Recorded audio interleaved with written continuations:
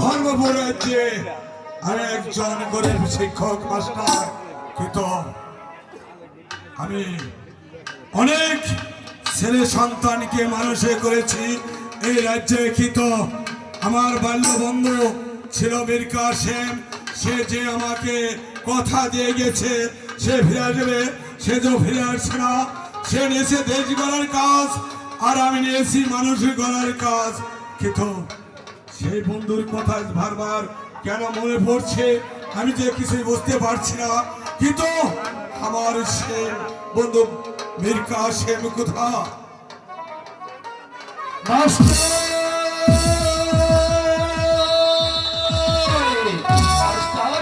কেমন আছো বন্ধু? হ্যাঁ বন্ধু, ভালো আছি বন্ধু।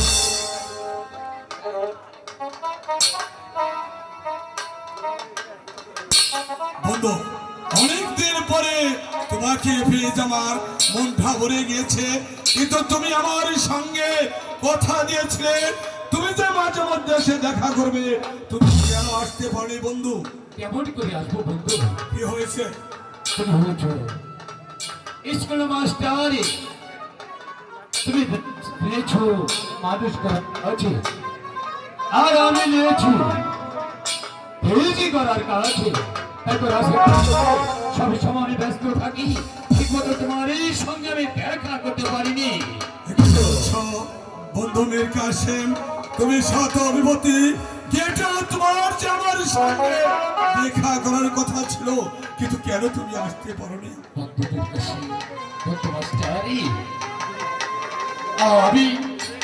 আমি তোমার কাছে আজ এসেছি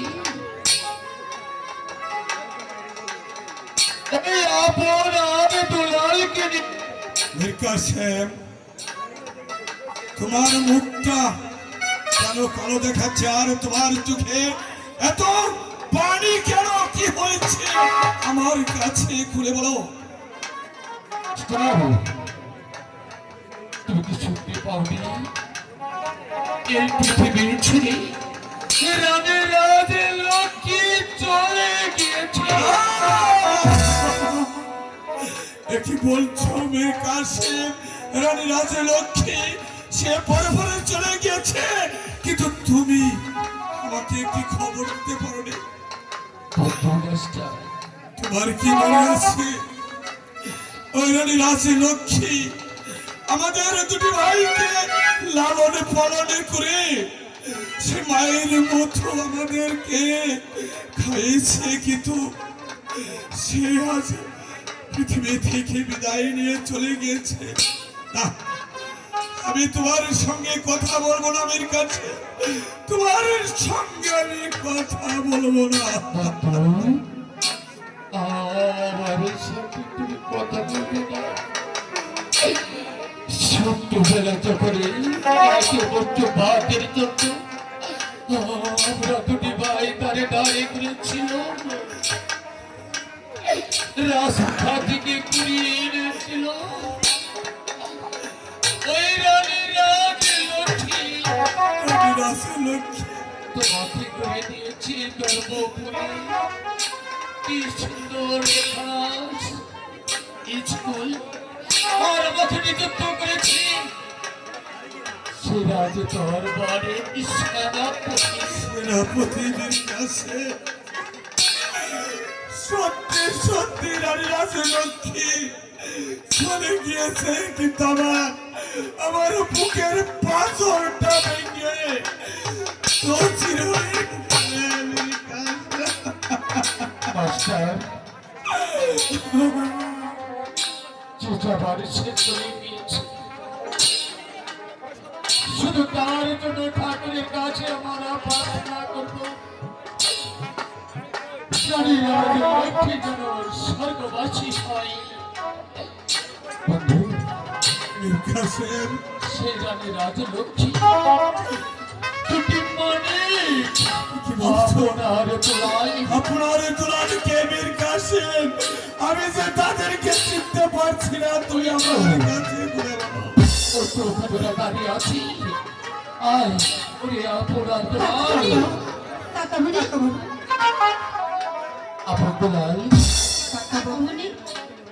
তোরা কবির গুরুদেবকে প্রণাম করিনি।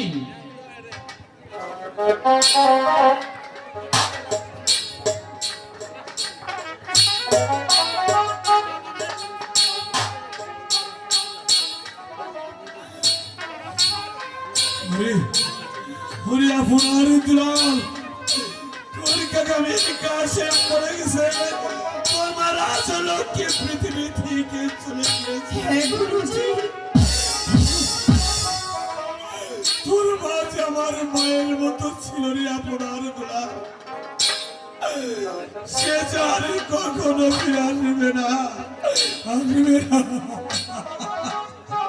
মাস্টার, এর কাছে তোদেরকে দিয়েছি যে তোমার কাছে ওদের সবাইকে সুসংস্কার শিক্ষিত করি মানুষের রূপে গড়ে তুলতে হবে।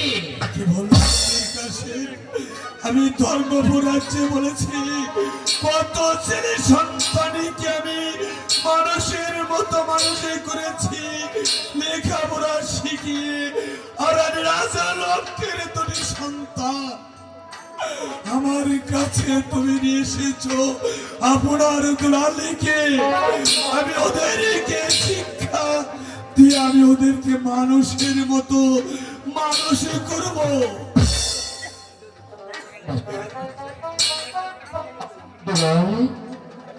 তোরা দুটি ভাই আজ থেকে তোদের এই গুরুজির কাছে লেখাপড়া শিখবি। কাকামণি, আপনি কি বলছেন? আমরা দুটো ভাই আপনাকে ছেড়ে, আমার পিতাকে ছেড়ে আপনি গুরুজির কাছে থাকবো কি করে?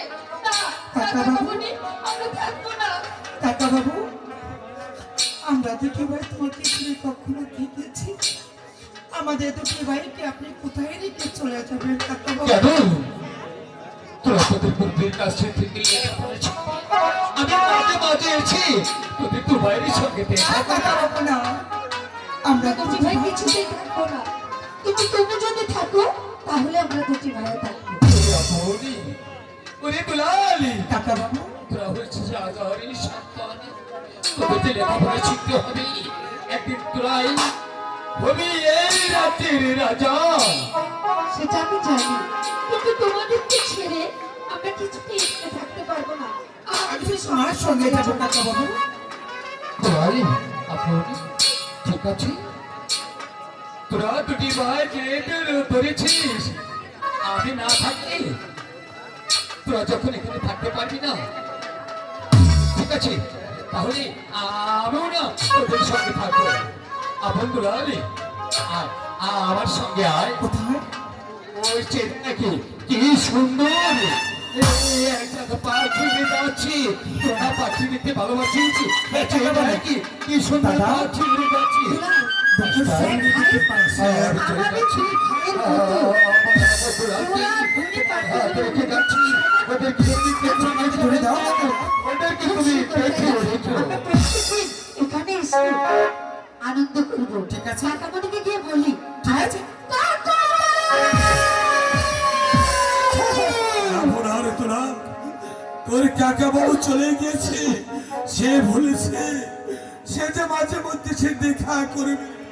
আপনার তোরা তোদেরকে লেখাপড়া শিখে মানুষের মতো মানুষ হতে হবে এবং এই ধর্মপুর রাজ্যকে তোদের পরিচালনা করতে হবে।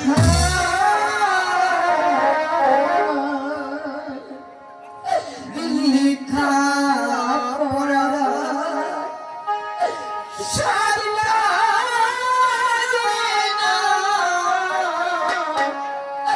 মনে বড়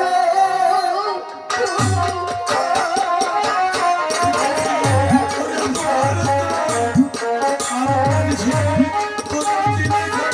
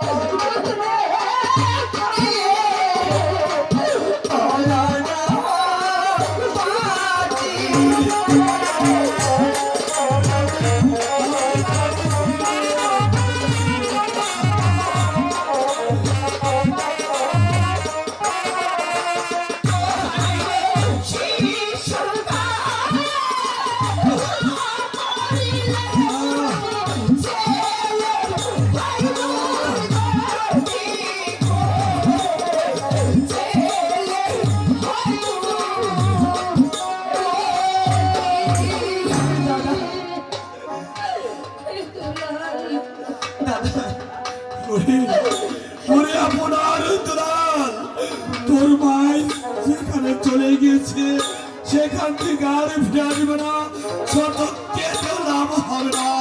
তোর কাকা চলে গিয়েছে, আমি তো রয়েছি বাপি, আমি তো তোদেরকে আমার ছেলের মতো মানুষের মতো মানুষই করব। আমার যে পুত্র সন্তান নেই, আমি আপনার দুলালকে পেয়ে পুত্র বলে ওদেরকে লেখাপড়া শিখিয়ে মানুষের মতো মানুষ করবো বাপি। গুরুজি